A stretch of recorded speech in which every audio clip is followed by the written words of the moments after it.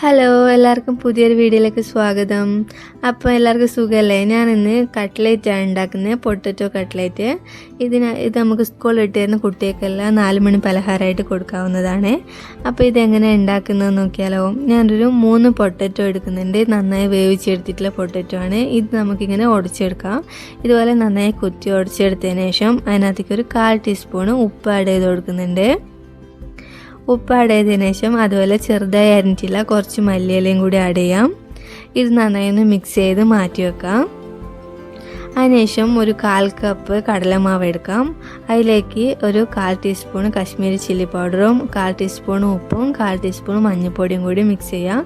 അതിൻ്റെ കൂടെ നമ്മൾ പുട്ടെല്ലാം ഉണ്ടാക്കാൻ എടുക്കുന്ന അരിപ്പൊടി ഉണ്ടല്ലോ, അത് ഒരു ടീസ്പൂൺ ആഡ് ചെയ്ത് കൊടുക്കുന്നുണ്ട്.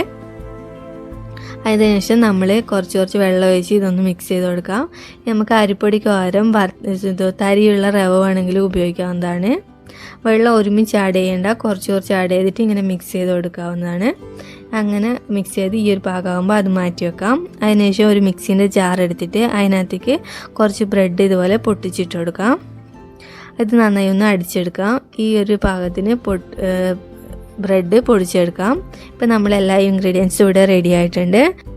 ഇനി നമുക്ക് ഒരു സ്റ്റൗ ഓൺ ആക്കിയതിന് ശേഷം അതിനകത്തേക്ക് ഒരു പാൻ വെക്കാം. പാൻ നന്നായി ചൂടായിട്ട് അതിനകത്തേക്ക് ഒരു 3 ടീസ്പൂണ് വെളിച്ചെണ്ണ ഒഴിച്ചു കൊടുക്കുന്നുണ്ട്. ഈ വെളിച്ചെണ്ണ ഒന്ന് ചൂടാവട്ടെ. ആ സമയം കൊണ്ട് നമുക്ക് കട്ട്ലേറ്റിനുള്ള ഇത് റെഡിയാക്കാം. കട്ട്ലേറ്റിന് ഷേപ്പ് ചെയ്തെടുക്കാം. അതിനായിട്ട് പൊട്ടറ്റോ ഇതുപോലെ എടുത്ത് ഒന്ന് ഉരുട്ടിയിട്ട് റൗണ്ട് ഷേപ്പാക്കി എടുക്കുന്നുണ്ട്. നിങ്ങൾക്ക് ഇഷ്ടമുള്ള ഷേപ്പാക്കി എടുക്കാവുന്നതാണ്. ഇങ്ങനെ ഷേപ്പാക്കി എടുത്തതിന് ശേഷം നമുക്ക് അത് കടലമാവിലേക്കൊന്ന് മുക്കി കൊടുക്കാം.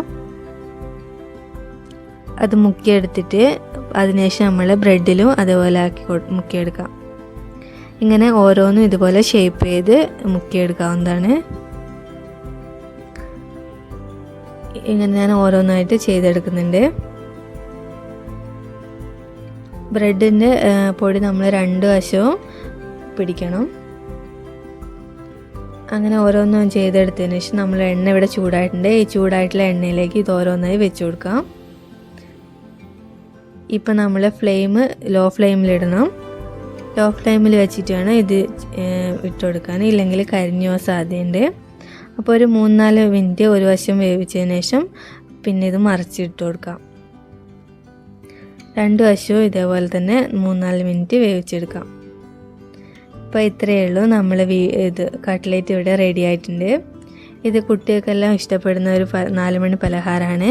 അപ്പോൾ ആരെങ്കിലും ചെയ്ത് നോക്കാത്തവരുണ്ടെങ്കിൽ ഒന്ന് ട്രൈ ചെയ്ത് നോക്കാം. അപ്പോൾ വീഡിയോ ഇഷ്ടപ്പെട്ടാൽ ലൈക്ക് ചെയ്യാനും ഷെയർ ചെയ്യാനും സബ്സ്ക്രൈബ് ചെയ്യാനും മറന്നുപോലെ. അതുപോലെ എൻ്റെയും എൻ്റെ ഫാമിലീൻ്റെ വക ഈ വീഡിയോ കാണുന്ന എല്ലാവർക്കും happy new year and thank you. By.